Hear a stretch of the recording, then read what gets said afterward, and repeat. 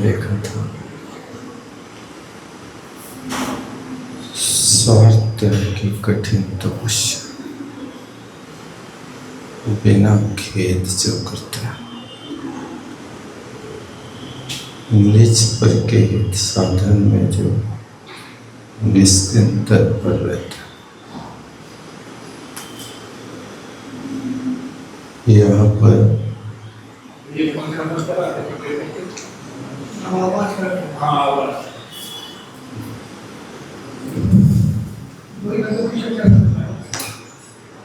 साधु का स्वरूप ये भी बताया गया कि वास्तव में करुणा बुद्धि से संसार के दुखों को भोगते हुए जीवों को हित का मार्ग बताने के लिए हमेशा तत्पर रहते हैं। ये बहुत बड़ी साधना है। अपना स्वार्थ ना हो, ऊपर का हित हो जाए। ये भाव करुणावान व्यक्तियों के पास ही हो सकता है, हर किसी के पास नहीं होता। अन्यथा तो निजी प्रयोजन ना समझ बच्चे भी करने को तैयार रहते हैं।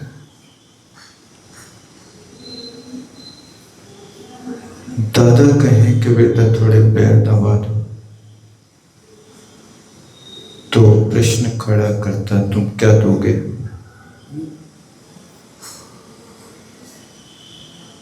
यदि कुछ दोगे तो पैर दबाएंगे, नहीं दोगे तो फ्री में नहीं दबाएंगे। ये छोटे छोटे से बच्चों के अंदर स्वार्थ लिप्सा किसने डाल दी? उनके मम्मी पापा ने तो कभी नहीं कहा कि दादा के पैर दबाना तो पैसे मांगना। ये स्वयं की लोभ कषाय की तीव्रता है। आप कुछ प्रलोभन देंगे तो कार्य होगा, बिना प्रलोभन के कोई कार्य नहीं होता। लेकिन साधुओं का जीवन ऐसा होता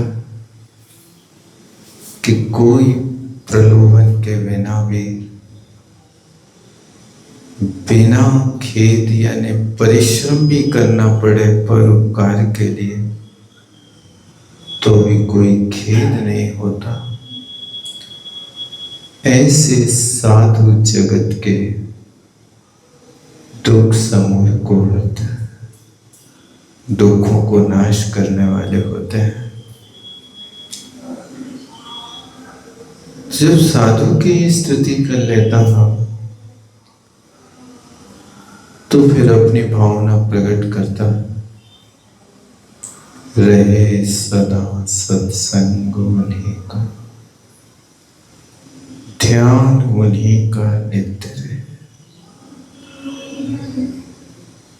ये बार बार भावना बढ़ता है, सदा सत्संग रहे सदा सत्संग उन्हीं का, ध्यान हो तो उन्हीं का। इनके निकट आने पर जन्म जन्म के रागी और व्यसनी जीव अपने कलमश को धो डालते हैं। एक बार भी सत्समागम हुआ, जीवन का पूरा लेटर पैड बदल गया। इस बात को सुनकर के लगता है कि उनके पास क्या चुंबकीय आकर्षण होता है कि कुछ बोले बिना अवाक विसर्ग बपुषा निरूप्यंता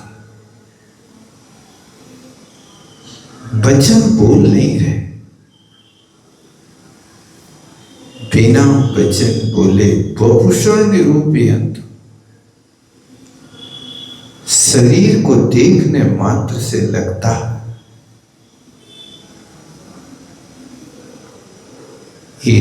मोक्ष मार्ग, यही मोक्ष का मार्ग है, यही सच्चा सुख है, यही निराकुलता का घर है, यही सर्वोत्कृष्ट वशा हुआ सुख है।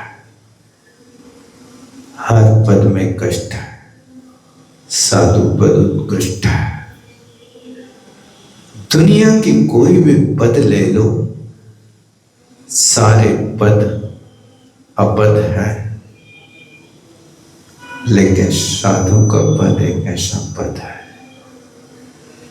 कि जो पद सर्वोत्कृष्ट है, त्रैलोक पूज्य है। ऐसी भावना करने वाला विचार करता है कि वास्तव में हमारे लिए सच्चे पथ दर्शक तो यही है। पद्म पुराण में एक बहुत प्यारा प्रसंग रखा है,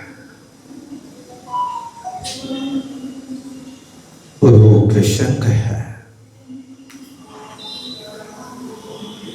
कि एक राजकुमार था जिसका नाम वज्रबाहु था।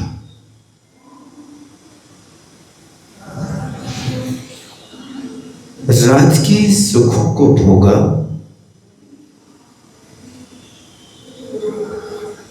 लेकिन अपने जीवन में कभी भी संतों का दर्शन नहीं किया।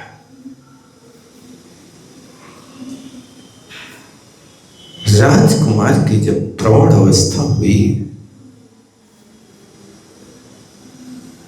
उसका विवाह कर दिया गया।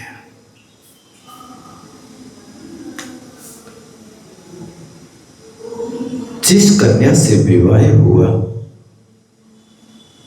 उस कन्या का नाम मनोरमा था।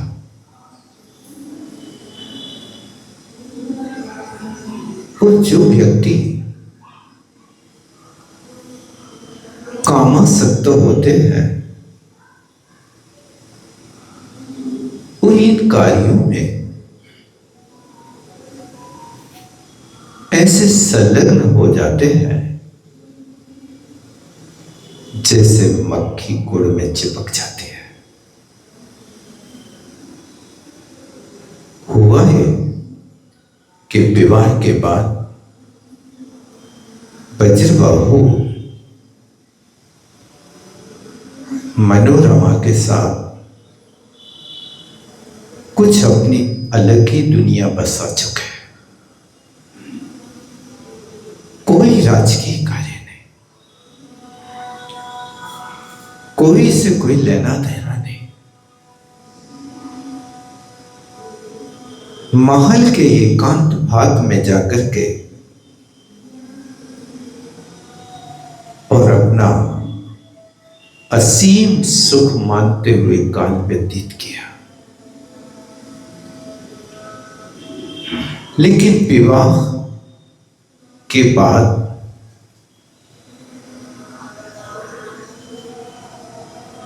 वो कन्या कुछ दिन के बाद पीहर जाना चाहती है।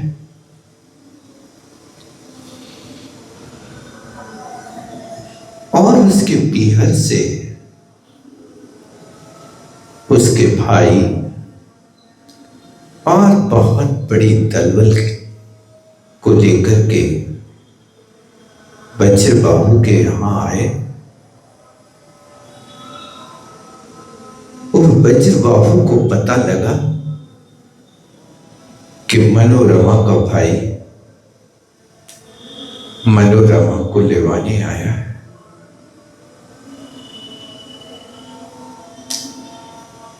जैसे ही उदय सुंदर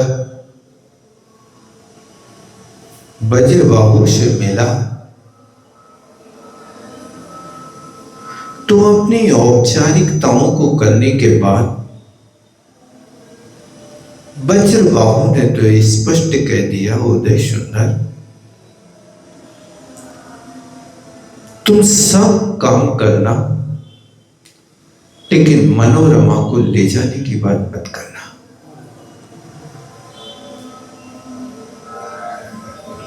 उदय सुंदर को सुनकर के लगा कि कैसा व्यक्ति है।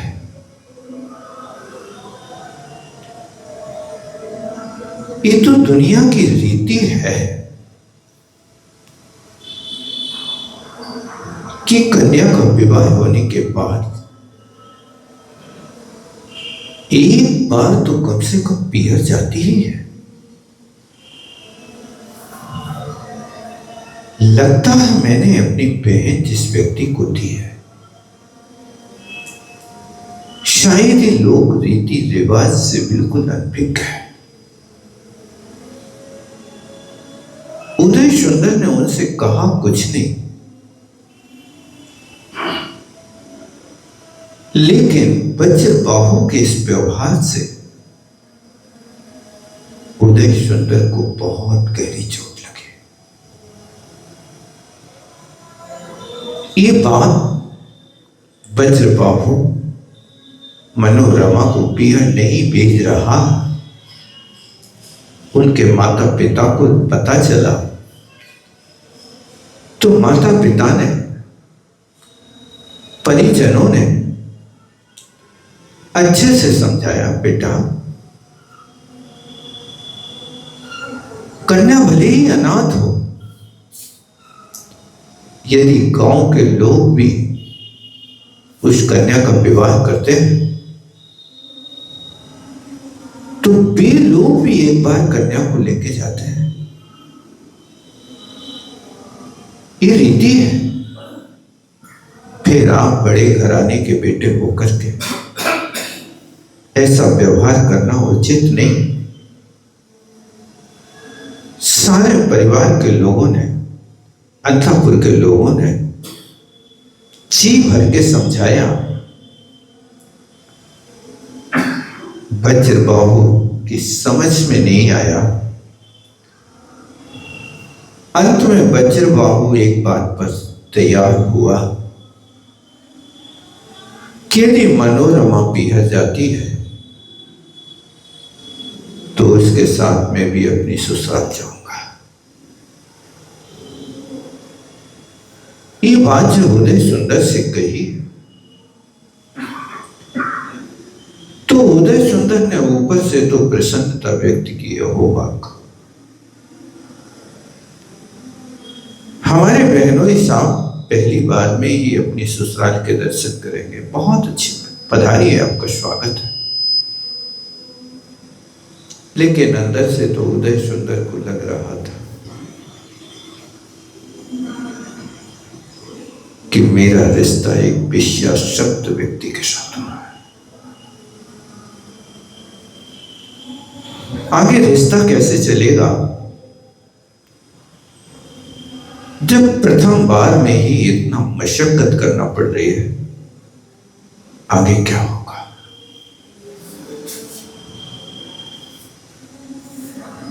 लेकिन मन मार करके उदय सुंदर ने स्वीकृति दी। आप पधारे, हमारा पूरा नगर, पूरी प्रजा आपके स्वागत के लिए पलक पावड़े बिछाते हैं। यहां से निकलने की एक तिथि निश्चित हुई। उस तिथि में यहां से निकले, हाथियों पर सवारी थी, घोड़ों पर थी, गाड़ियों पर थी, वज्रबाहु का हाथी आगे आगे चल रहा था। उसके पीछे मनोरमा का हाथी चल रहा था। उसके पीछे उदय सुंदर और उनके पीछे पीछे अपने अनुसार अनेक राजकुमार, अनेक दलबल आगे बढ़ रहा था। और हुआ है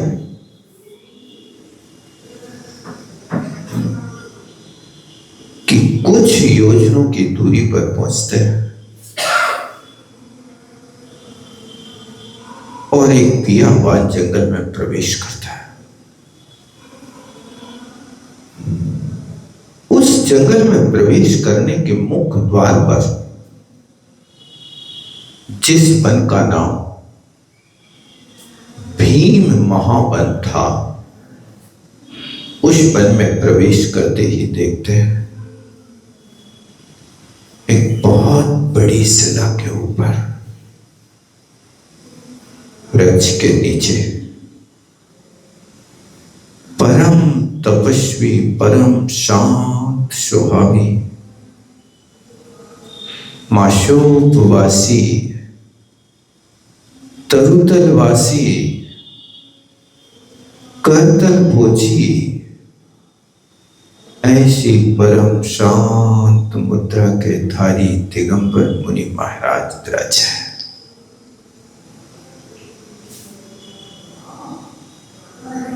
जैसे मुनि महाराज को देखते हैं तो वज्रबाहु को लगा कि जैसे इनने कुछ हमारा चुरा लिया हो। बीतरागी संत किसी की कोई वस्तु चुराए या ना चुराए, चित्त तो सबके चुरा लेता है। चित्त चोर तो होते ही है। और वज्रबाहु हाथी से नीचे उतरा और महाराज को एक टक देखता रहा।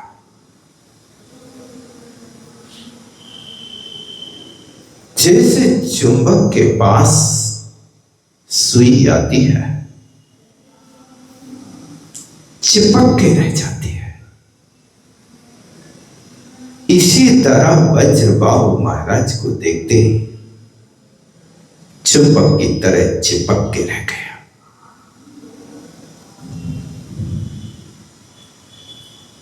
खड़ा खड़ा देख रहा है, आज तो उस दुनिया बदल गई। ओह, तुमको भी न जाने जो कलेश, पाए सो तुम जानत जिनेश।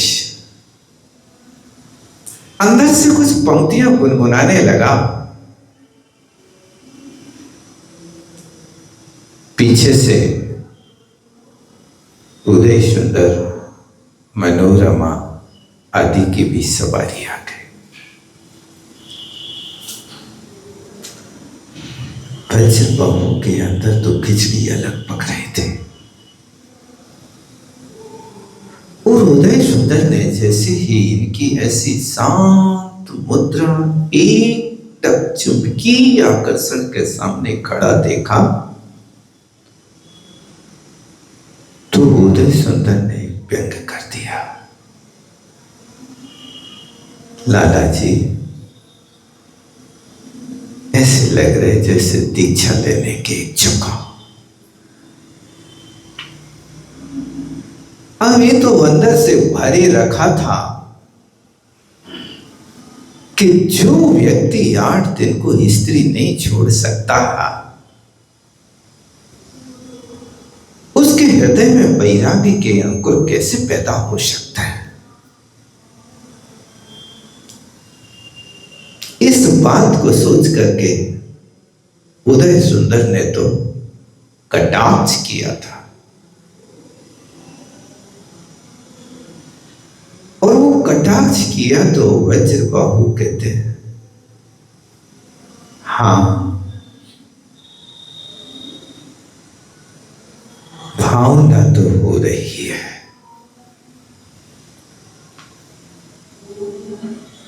इस शब्द कहते उदय सुंदर ने फिर एक नहला पे दहला लगा दिया। लाला जी, तुम दीक्षा ले लोगे तो तुम्हारे साथ मैं भी ले लूंगा। फिर क्या था, अब तो बिल्कुल सोने पे सुहागा चल गया।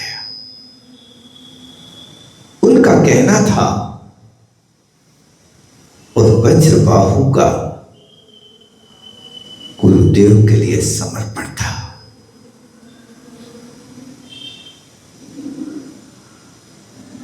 करने लगे स्तुति। हे भगवान, मोह महारिपु जान के छाड़ो सब घरवार, हो दिगंबर बनवस, रोग उरग बिल बपु गनो भोग भुजंग समान, कदली तरु संसार है जापु सब। हे परमात्मा, इस शरीर सांपों के रहने का घर है, रोग रूपी सांपों के रहने का मकान है। रोग उरग, उरग समझते, सांप को कहता है। रोग उरग बिल बपुवश, यानी बपू यानी जो शरीर है, ये रोग रूपी सांपों के रहने का बिल है। यानी इस शरीर में अनेक रोगों का वास होता है। एक एक रोम में 96 रोग होते हैं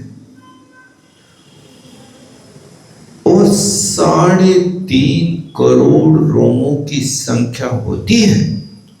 अब 3.5 करोड़ रोमों को 96 रोग से गुणा करके देखो कितने हो जाएंगे।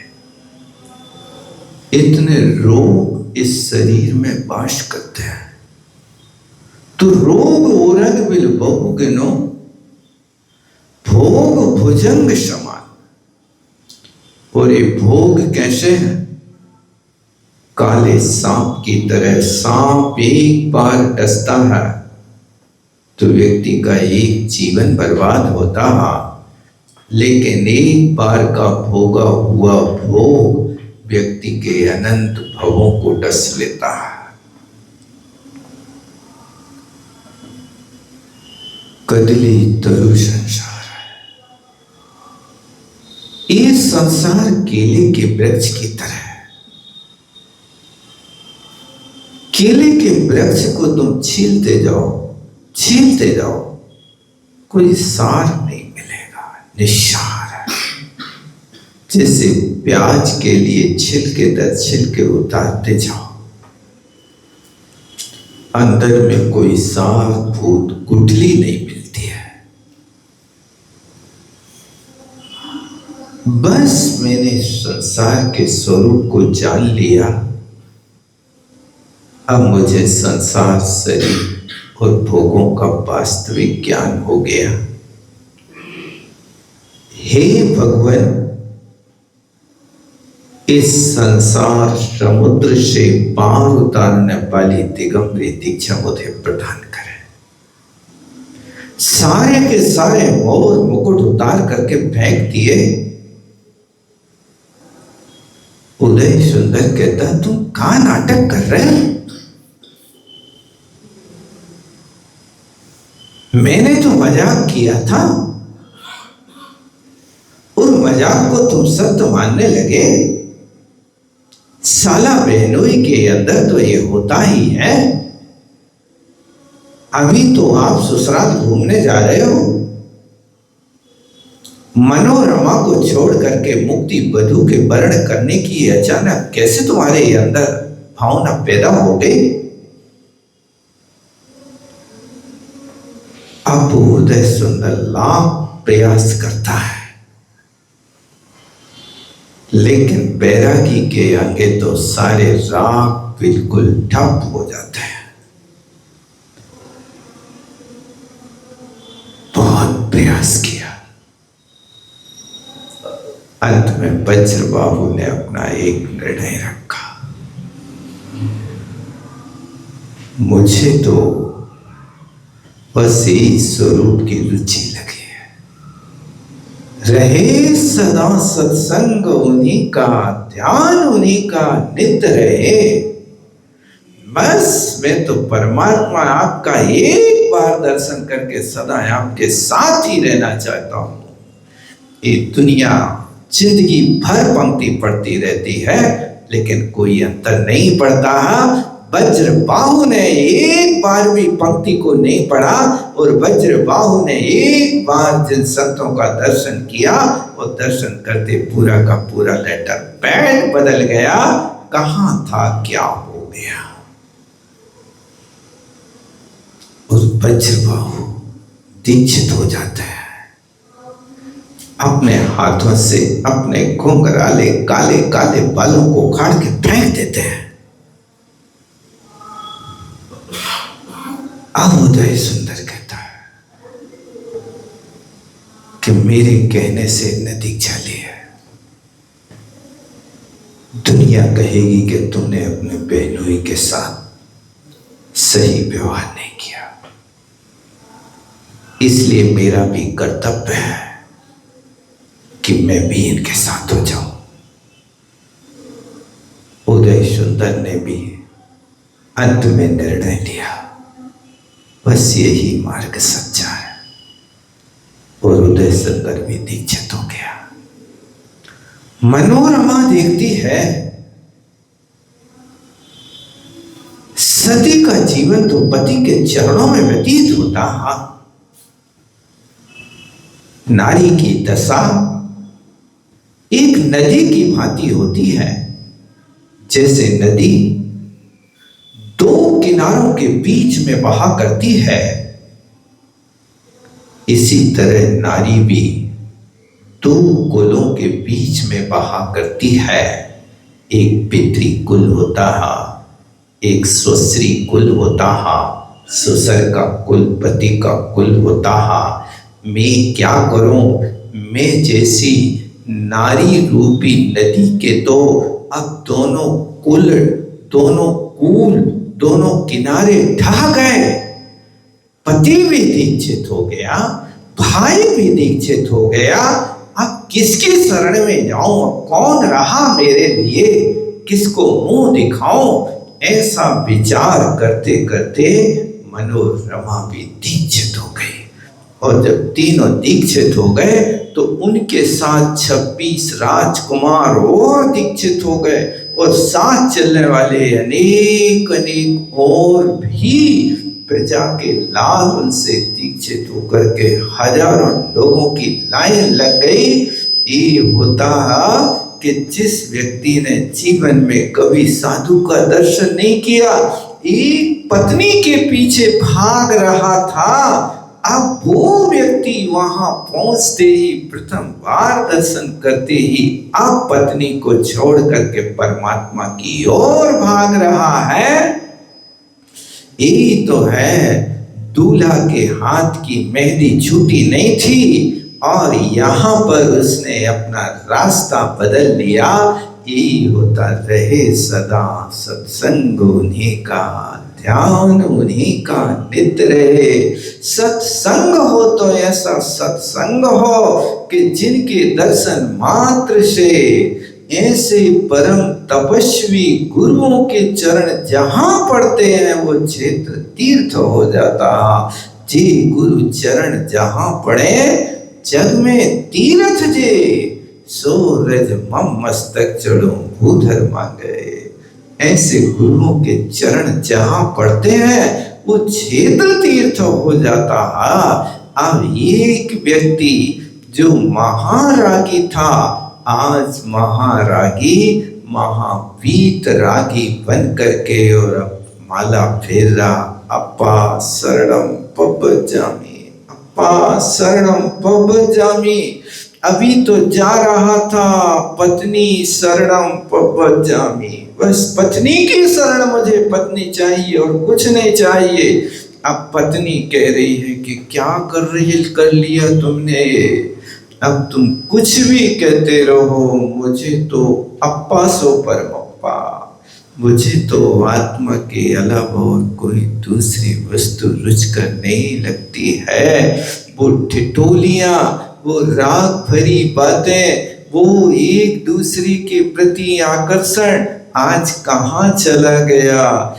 यही होता है कि संतों के निकट आने पर व्यक्ति संत बने या ना बने, संतोषी तो अवश्य बन जाता है। ये वज्रबाहु के जीवन में ये पंक्ति घटित हुई, रहे सदा सत्संग उन्हीं का। देखो सदा शब्द लिखा है, कदा नहीं लिखा है कि रहे कदा सत्संग उन्हीं का। कदा माने कभी कभी, और सदा माने हमेशा। ये यहाँ हमेशा की बात कही जा रही। वो भक्त भी प्रार्थना कर रहा है, यही मेरी प्रार्थना है, मुझे और कोई दूसरी प्रार्थना से प्रयोजन नहीं है। देखो सदा शब्द डाला, रहे सदा सत्संग किनका, उन्हीं का। किनका स्वरूप पता है कि नहीं, जिनके लिए हम स्तुति करके आए कि यहाँ विषयों की आशा नहीं, जिनके सामने भाव धन रखते हैं, निज पर के हित साधन में जो निश्चय तत्पर रहते हैं, जो ये स्वरूप उनका पड़ा है, वे स्वरूप वाले संतों का सदा समागम हमारे पास बना रहे, ऐसी पवित्र भावना की जा रही है, समय हो रहा। बोलो आचार्य गुरुवर विद्यासागर जी। जवाणी के ज्ञान विषय सूझे।